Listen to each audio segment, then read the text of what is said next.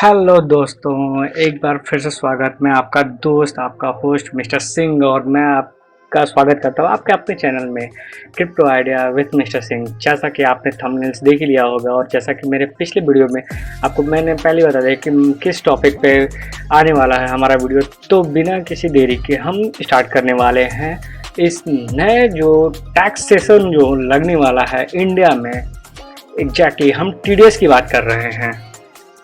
तो ये सर्कुलेशन जारी हुआ है क्योंकि इससे पहले आज तक से आप बहुत सारे वीडियो देखे होंगे यूट्यूब पे। बहुत सारे लोगों ने बहुत कुछ बोला कि क्या TDS कैसे लगेगा, टैक्स कैसे देना पड़ेगा मुझे। हर चीज़ के लिए लोग बहुत कन्फ्यूजन थे, बहुत ही किसी ना कोई यूट्यूबर के पास इसके पास था, ना ही कोई गाइडलाइंस थी इसका, ना ही गवर्नमेंट सोर्सेज के पास कुछ इसके बारे में पता था, कुछ भी नहीं था। तो कुछ ही दिनों पहले 22 जून 2022 को एक नया गाइडलाइंस आया जो कि government of India, ministry of commerce, finance and department of revenue, central board of direct taxes TPL division से निकला है। सर्कुलर नंबर है 13 ऑफ 2022। ये आपका नया सर्कुलेशन निकला है कि कौन से गाइडलाइंस पे इन्होंने क्रिप्टो को रखा हुआ है। Guidelines for removal of difficulties. अब डिफिकल्टीज इन्होंने जो वर्ड यूज किया है, सबसे पहली चीज है कि जो इनका जो फंडा है, तो इन्होंने इसको जो भी है हमारा जो भी ये TDS का जो फंडा है, इसको डिजिटल वर्चुअल डिजिटल एसेट में डाल दिया गया है। क्रिप्टो करेंसी कोई नहीं है, वो कुछ नहीं है, इन्होंने इसको डिजिटल वर्चुअल एसेट्स में डाल दिया है, जिसके वजह से ये डिफिकल्टीज वर्ड ना बहुत ही डिफिकल्ट सच में लग रहा है। तो सेम लाइक उसी तरह से उन्होंने 1% का TDS के लिए इनकम टैक्स का थोरम निकल चुका है। तो कैसे कैसे लगेगा, किस किस चीज़ों पे लगेगा, हम उस टॉपिक पे बात करेंगे और कहाँ कहाँ लगेगा, क्योंकि बहुत सारे लोगों को अभी भी क्लियर नहीं है कि उन्हें टैक्स देना कैसे है और कहाँ पे देना होगा, क्या टैक्स हमें पे करना है, क्या टैक्स कैसे कटेगा। इन सारी चीज़ों को, जो भी आपके डाउट्स हैं, जो भी आपके प्रॉब्लम्स हैं, हम इस पर डिस्कस करेंगे। क्योंकि बहुत सारे लोगों ने मेरे को फ़ोन करके पूछा, मैसेज में पूछा मेरे से कि आखिर में कैसे क्या करना होगा। तो चलिए बिना किसी देरी के शुरू करते हैं कि बेसिकली किन किन टॉपिक्स पे ये लगने वाला है TDS, जो 1% है, जो 1 जुलाई से स्टार्ट हो जाएगा। तो बेसिकली अगर मैं बात करूँ, सबसे बेस्ट पार्ट है कि TDS आपका DEX पे नहीं लगेगा।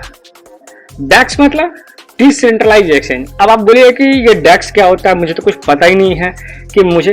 तो सबसे बेस्ट पार्ट है कि आप कॉइन मार्केट कैप, एक वेबसाइट है, आप गूगल में से सर्च कर सकते हैं कॉइन मार्केट कैप, ठीक है।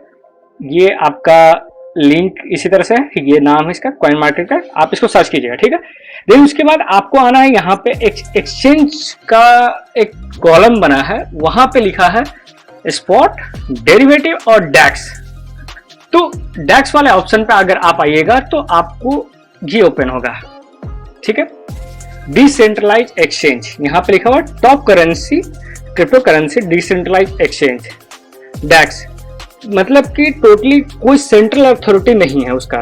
एक पब्लिक डिसेंट्रलाइज का मतलब ये होता है कि एक पब्लिक, आपके पास अगर क्रिप्टो है तो आप उस चीज के ओनर हैं, आप उसको रोटेशन में कर रहे हैं, ठीक है। तो ये DEX है। जैसे यूनिस्वैप हो गया, DYDX हो गया, काइन प्रोटोकॉल हो गया, पैनकेक स्वैप हो गया, हनी स्वैप हो गया, इसी तरह से यूनिस्वैप हो गया, जुपिटर हो गया। बहुत सारी जो DEX हैं, जो DEX डिसेंट्रलाइज एक्सचेंज है, वो ये पूरे हैं। जो डोडो हो गया, DSC हो गया, मतलब कि आपको यूनिस्वैप में SushiSwap भी मिल जाएगा। मतलब कि जितने भी आपको DEX हैं वर्ल्ड में, जो भी बेस्ट वाले हैं, आपको इस वेबसाइट पे आके आप इनको देख सकते हैं कि मुझे ट्रेड करना है तो मुझे कहाँ पे जाके ट्रेड करना होगा, कि जहाँ पे कि मेरे को TDS से बचना होगा, ठीक है। क्योंकि इसका कोई गाइडलाइंस नहीं आया है इसके बारे में कुछ भी। अगर मैं इस गाइडलाइंस को पूरा पढ़ूं, मैं ये इसका लिंक्स आपको दे दूंगा अपने डिस्क्रिप्शन बॉक्स में, आप भी इसे पूरी तरह से गो थ्रू कर लीजिएगा, पढ़ लीजिएगा, देख लीजिएगा अपने हिसाब से भी। बट मैंने इसमें पूरा छानबीन किया, इसमें कोई भी चीज़ नहीं है कि डायरेक्टली वो पेमेंट करने के लिए बोला जा रहा है कि कोई भी DEX है उसके लिए, ठीक है। और दूसरा सबसे मेजर है आपका टैक्स नहीं लगेगा इंटरनेशनल एक्सचेंज पे। इंटरनेशनल, ध्यान से सुने, इंटरनेशनल एक्सचेंज पे कोई भी टैक्स नहीं लगेगा, क्योंकि इंटरनेशनल एक्सचेंज जो भी जितने भी होते हैं वो टीडीएस के दायरे में नहीं आ रहे हैं, क्योंकि वो जहां से भी उनका कंपनी रजिस्टर्ड हुआ है, जहां से वो रजिस्ट्रेशन खुद का कराए हैं, वो उस कंपनी का रूल एंड रेगुलेशन फॉलो कर रहे हैं। ये नहीं कि इंडिया के हिसाब से वो पैन कार्ड आधार कार्ड लिंक करवा लिए और बोलते हैं कि आप टैक्स दो, ऐसा कुछ नहीं है। सेम लाइक उसी तरह से अगर आपको सर्च करना है कि मुझे टैक्स कहाँ मिलेगा, मुझे इंटरनेशनल एक्सचेंज कौन कौन से है, तो आप कॉइन मार्केट कैप पे आके आप स्पॉट वॉलेट में जाके आप सेलेक्ट कीजिए, तो आपको यहाँ पे top cryptocurrency export exchanges मिल जाएंगे। आपको स्पॉट में कौन कौन से एक्सचेंज है, कौन कौन से इंटरनेशनल एक्सचेंज है जो बेस्ट है। सबसे बेस्ट पार्ट है कि बाइनेंस, सबको जानता है, इसका स्कोर है 99.9। आप ये स्कोर जरूर देख लीजिएगा। इससे क्या होता है कि आपको बेस्ट पार्ट ये होता है कि आप सही एक्सचेंज पे जाते हैं, क्योंकि बहुत सारे लोग क्या होता है कि फ्रॉड जो होते हैं वो आपको, अगर आप गूगल पे सर्च करते हैं कि बाइनेंस पे मुझे अकाउंट खुलना है, वहां पे क्या होता है कि आपको वो लिंक जो देते हैं वो अपना लिंक डाल देते हैं। जैसे कि ये यहाँ पे है, ये इसका जो अपना पर्सनल लिंक है, ये डायरेक्ट ऑफिशियल लिंक है, यहाँ पे कुछ भी गलत नहीं होगा, ये डायरेक्ट आपको एक्सचेंज के लिंक पे लेके जाएगा जो बाइनेंस ने इसको बनाया है। ठीक है, ये इसका लिंक है। बहुत सारे फ्रॉड होते हैं इंडिया में, करीब 2000 करोड़ रुपए का सिर्फ फ्रॉड हुआ क्रिप्टो करेंसी में, एक्सचेंज का नाम बदल के। आपको बहुत सारे ब्रोकर मिलेगा, बहुत सारे, जैसे इंटरनेशनल एक्सचेंज की मैं बात करूं, जैसे KuCoin हो गया, Gate.io हो गया, बाइनेंस यूएस हो गया, हुबी ग्लोबल हो गया जहां पे कि लोग करते हैं, आपको OKX हो गया, बाइबिट हो गया, MEXC हो गया। देखिए जितने ये ग्रीन वाले हैं ना, ये ट्रस्टेबल होते हैं। अब ये नॉन ट्रस्टेबल, बहुत कम ट्रस्ट, इन पे कोई भरोसा नहीं। अब ऐसे ही आप खोजते चलिए आपका कहाँ पे है। ठीक है, तो आप ऐसे पता कर सकते हैं कि मुझे स्पॉट, पहला आपको बता दिया मैं, डिसेंट्रलाइज्ड डेक्स पे नहीं आपको टैक्स लगेगा। मतलब कि जो भी आपका ये है, जितने भी आपके ये यूनिसैप हो गया, सूसीसैप हो गया, पैनकेकस्वैप हो गया, इन सब पे आपका नई टैक्स लगेगा, क्योंकि इसके पास इसका कोई भी कैलकुलेशन का कोई भी डेटा नहीं है गवर्नमेंट के पास कि कैसे इसको ट्रैक किया जा सके। ठीक है, दूसरा इंटरनेशनल एक्सचेंज पे भी आपको नहीं लगेगा। एंड तीसरा कि क्या लोगों को ये भी है कि क्या मुझे इंडियन एक्सचेंज पे INR डिपॉजिट करने पे क्या टैक्स देना पड़ेगा। तो बेसिकली क्या बोले कि अगर आप इंडियन एक्सचेंज से अगर आप डिपॉजिट कर रहे हैं ना, तो आपको कोई भी टैक्स नहीं लगेगा। बहुत लोग कंफ्यूजन था कि नहीं इंडियन एक्सचेंज पे डिपॉजिट करने पे तो टैक्स लगेगा, लेकिन नहीं, आप पैसा एक्सचेंज कर रहे हैं, आप एक्सचेंज पे डिपॉजिट कर रहे हैं, आपका कोई भी टैक्स नहीं लगेगा। हाँ, अगर आप उस पैसे से BTC खरीद रहे हैं या फिर कोई भी कॉइन में अगर आप ट्रेड कर रहे हैं, तो वहां पे TDS एप्लीकेबल होगा। बाई पे नहीं है, सेल पे है। मतलब कि मैंने किसी से खरीदा, मैं टैक्स नहीं दूंगा, बट जो सामने वाला वो बेच रहा है वो टैक्स 1% का TDS टैक्स वो कट होगा। तो इसमें क्या होता है कि बहुत लोगों को कि TDS काटेगा कौन, कटेगा कैसे, मुझे कहां पे देना होगा। तो इन सब चीजें, अगर जैसे कि आपका होता है कि बहुत सारे लोग होते हैं पेयर टू पेयर में ट्रांजेक्शन करते हैं। जैसे कि BTC लिया, BTC से उन्होंने इथेरियम में खरीद लिया, इथेरियम से फिर उन्होंने BNB खरीदा, फिर BNB से USDT में, USDT से फिर उन्होंने कन्वर्ट करके INR में लेके आए।